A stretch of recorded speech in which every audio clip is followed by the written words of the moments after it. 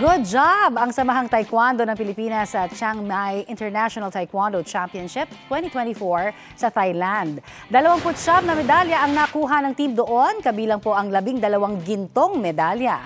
Nakakuha rin po sila ng 12 silver medals at 5 bronze medal. Kasali po sa kompetisyon ng ilang bansa gaya ng China, Thailand, Australia at iba pa.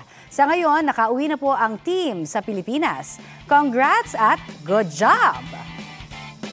Kapuso, para sa mga maiinit na balita, mag-subscribe sa GMA Integrated News sa YouTube. Sa mga kapuso naman abroad, subaybayan nyo kami sa GMA Pinoy TV at sa www.gmanews.tv.